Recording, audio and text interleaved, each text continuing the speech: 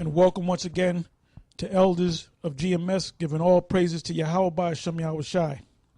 Today's topic is entitled, The Lord's Secrets Are Given to the Prophets Only. Okay, I'm going to say it again. The Lord's secrets are given to the prophets only. Now, the reason why I entitled it that is because the Lord is only looking for the prophets of the Most High. The Lord is not looking for any Israelite out there.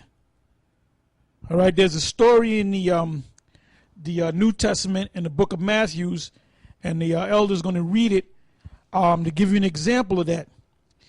This was an Israelite man that was possessed by a demon called Legion. And if you look up the word legion, I think a legion in the military is about 7,000 soldiers. So this demon was really a multitude of demons, thousands of demons. So this was a powerful force on this particular individual, this Israelite. And the Lord healed him. And after the Lord healed him, he wanted to follow the Lord, and the Lord wouldn't allow him to follow him. And the man was sincere in wanting to follow the Lord, but he wasn't chosen to follow the Lord. He was set up on that day to receive them demons, to be possessed by them demons, and to be healed by the Lord, all right? For what? For edification's sake. So we read that story now, just like we're reading it right now. That was his purpose, to have demons jump on him, and for the Lord to heal him, and for it to be recorded in the scriptures for us to read it, for our learning. Like I said, just because you're an Israelite and you wake up to the fact that you're an Israelite doesn't mean that you're of the elect. Or doesn't mean that you're a prophet. Now you have prophets that accepted the fact that they wanted to be a prophet, and you have prophets that didn't want to accept it, and the Most High made them, understand that I made you a prophet. You didn't make yourself a prophet. I made you a prophet. For example, Jeremiah. Jeremiah was a young man that was set up to be a prophet of the Lord before he was even born in the earth. And his excuse for not wanting to really be a prophet, go before the Israelites to prophesy to them, was he was too young.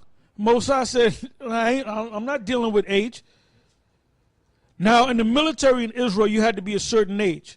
To be a priest, you had to be a certain age. There were certain things you had to be a certain age. But a prophet, there's no age to it. You can be 13 years old and go out there prophesying. Among the kings, you had, I think the youngest king in Israel, or Judah, that's when Israel was together, was 5 years old. Had a crown on his head, sitting on the throne, 5 years old. There was another one that was 8 years old. But like I said, being in the military and certain other things, as far as the structure of Israel is concerned, there was a certain age limit. Matter of fact, an Israelite man was under the covenant of the Lord when he turned 12 years old.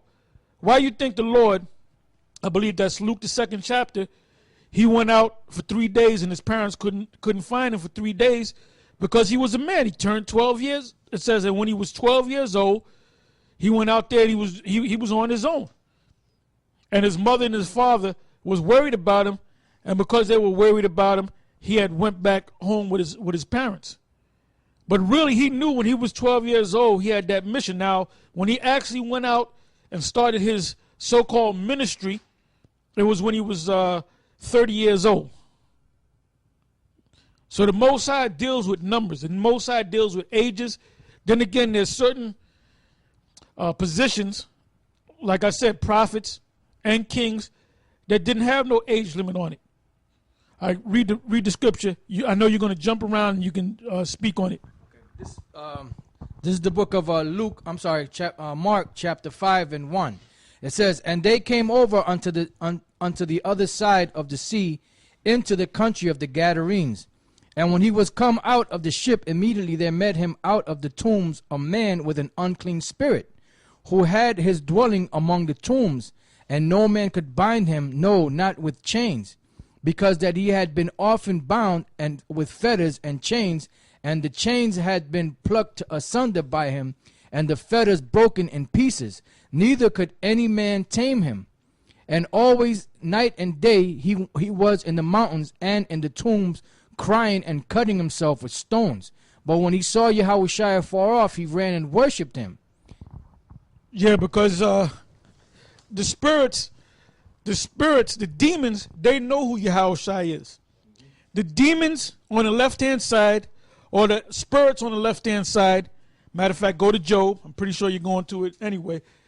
You got spirits on the left-hand side, and you got spirits on the right-hand side. Now, there's an order in the spiritual realm. There's an order in the heavens, so to speak. In that order, the demons, the spirits on the left-hand side and the spirits on the right-hand side, they know that the head spirit under Yahweh is Yahushua. They know the order of Michael. They know the order of Gabriel. They know the order of Raphael. They know the order of Uriel. They know the order of the 24 elders, which are spirits in the heavenly the heavenly world, the spirit world. So they know the order. So when those demons saw Yahushua, they called him Yahushua. They wasn't like Nate. They called, the demons even came out and said, "Oh, Yahushua," you know. Go ahead. This is Acts chapter 19, verse 25. And the evil spirit answered and said, Yahushua I know, and Paul I know, but who are ye? See, the demons even know who Yahweh and Yahushua is, and the demons will come out freely and say, well, that's Yahushua. That Yahweh. Because they're in that order. See, them spirits on the right-hand side and the left-hand side are still in the spiritual realm. All right, go ahead. Let's go back to the story. It says back in Mark chapter 5, verse 7. It says, and cried with a loud voice and said, what have I to do with thee, Yahushua, thou son of the Most High Power? I adjure thee by the Most High that thou torment me not. He didn't call him Yeshua. He didn't call him Yo Play Yogurt. The demons knew the name. Now, the prophets of the Lord should what? Shouldn't they know the name? Shouldn't they know the name? So you should ask yourself something about this clown, Nate Satan, Hollywood Nate, whether he's a prophet or not. Go ahead. And then the guys that are around him, first of all, Urkel, which is Yahweh Sop with the glasses, he's a complete numbnuts. He's a numbnuts, man. You know?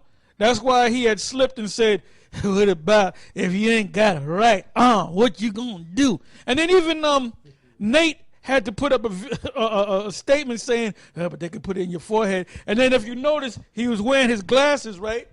He was wearing his glasses, and then he went like that, like to say, this stupid motherfucker, you know? That's Nate. That's Nate. Yep. Yeah, that's Nate. See, all Nate got is Urkel, and he done took a couple of hiatuses. And you got them young guys, and we're going to read about a young guy. So you got them young guys sitting up there wearing that sacred garment that you made for them.